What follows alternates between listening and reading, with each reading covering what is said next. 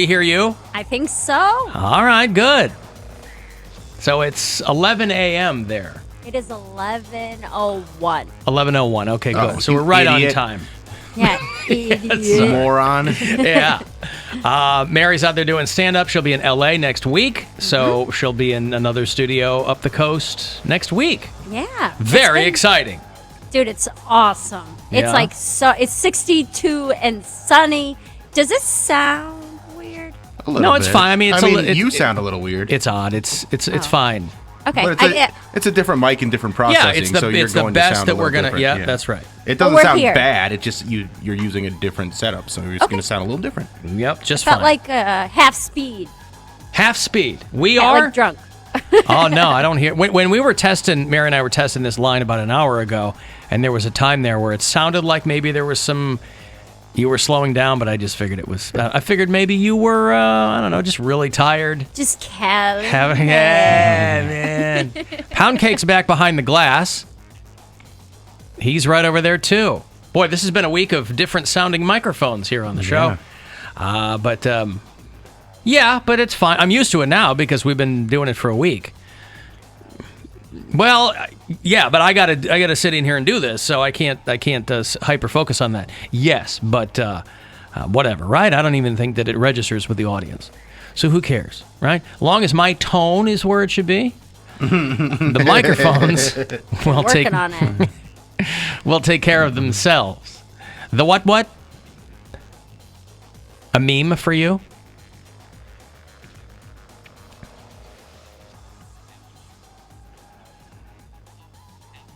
I don't think that's a thing anymore. I don't think my shirts on Twitter are a thing anymore. You haven't seen them in a bit. Wore for a long time.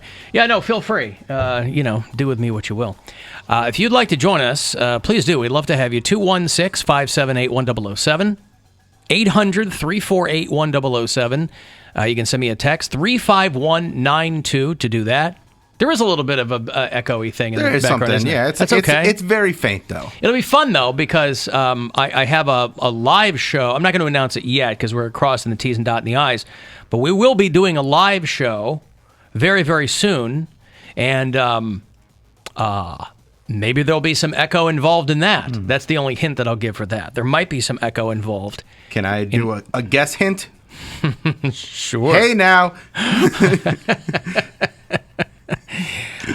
We will be throwing bread at the audience, and we'll be screaming at people and figuring out what's what.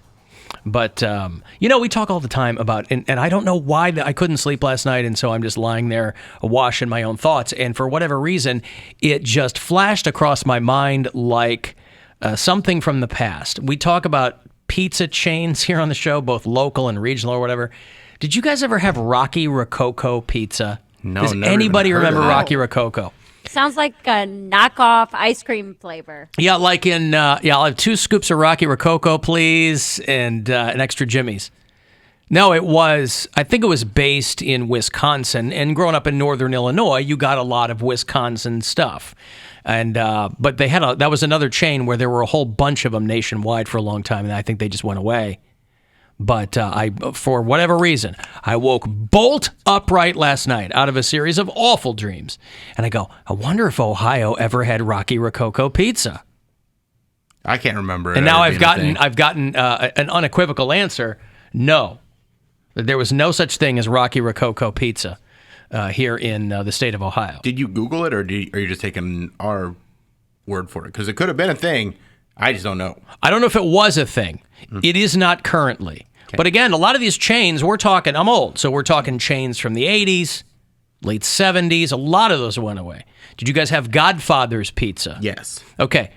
That got famous because Herman Cain was the one-time CEO of Godfather's Pizza. That was his big captain of industry claim to fame, was that he was the CEO of Godfather's Pizza, which was some of the worst stuff you'd ever want to eat. So I don't know what they said about him. They never had the Shucky Ducky pizza. He was big on, Shucky Ducky. Remember the late Herman Cain? That guy died, right? Wasn't he like an early COVID? He died in 2020. Did he? Yeah. Yeah, he died from COVID, right? Like Meatloaf died from COVID. We'll get to Meatloaf. We'll get to Louis Anderson. Louis Anderson. Yeah. Oh, it's a sad day. Sad day. Louis Anderson one hit me hard. Did it really? I was shocked at how hard that one hit me because I worked with him years ago. He was incredibly nice. He's also someone that I've been he's been making me laugh my entire life. So I think he was in. He here was. I'm once. going to play you some of it. Yeah, but he was just such a nice guy and just a funny guy and a very unique performer. And so when I saw that one, after seeing Meatloaf too, because I love Meatloaf, and all our thick kings are dying. Thick kings. Thick kings. I love that. I got to tell you, if what you're saying is true, you would be the first person I've ever heard say out loud, "I really like Meatloaf, the artist." Meatloaf's one of those guys that had huge hits and was kind of in pop culture for a long time. But I never met one, for all the albums this guy sold, and this is just anecdotal, but never met one person who was like, "Oh, I'm really into Meatloaf." He was just always there. His name was Robert Paulson. Right. Okay, now you sound. Now drunk. you see. Yeah, now we're getting that slow drunk mare thing. Yeah. I thought she was doing her Alan Tone thing. Which was really, but you miss Meatloaf. I can't tell if it's a signal if that's what she's not doing. Me. Oh no, it's gonna be drunk mare, but she's not drunk. She's stone cold sober. Stone sober. So anybody who's listening today to the show Stop. is going to be texting me. I thought Mary was sober. She goes to California one time. Cali Mare. You know they call 12 hours. They call that California sober, Mary. When you don't drink but you do everything else, or you don't smoke weed but you do everything else. That's Cali sober. I am not. I'm all sober. Oh God, it's going to be 4 hours of this. I wonder why though. Wait, she's in another studio from our company. Yeah, but it's also we sound like we're in a closet, we're 1,500 miles away. How far away is California? It's the other side of pretty far. Yeah, yeah, but this is like a direct. This is not walkie-talkie signal here. It's a direct there's still signal latency line. though. I guess. also latency is delay, not stretch of signal. I also can't hear Poundcake when he talks. But can you hear him now? Hello? Yes. Now she can hear him. There you go. I did that on purpose, Mary, just in case you didn't necessarily need to hear Poundcake. Maybe. That way, but since you verbally specified it. Can you talk faster on purpose so that it sounds more normal? I can talk as fast as No, I can't talk that fast. Oh, boy. Meatloaf was great in a movie called Leap of Faith. Yes, he was the bus driver in Leap of Faith. What was that movie? It sounds like a Harry Connick Jr. movie. No, it's Steve Martin, and he does... Oh, he's the preacher. The preacher in the revivals, and... I thought that was My Blue Heaven. What am I thinking of? No, that's the one where he's the gangster in... in hiding? In hiding, Witness Relocation. Witness Relocation, yeah. So, Leap of Faith is a pretty funny movie. I mean, he's a con artist. Steve Martin makes a great con artist. Mm-hmm. And when he plays that kind of role, whether it's that or Dirty Rotten Scoundrels, he's very funny in those roles. But Deborah Winger was the lead in that, the female lead. I remember that being on the shelves at my Blockbuster video. I do recall that because he had his arms up in the air. Yep. And so he was a fake preacher.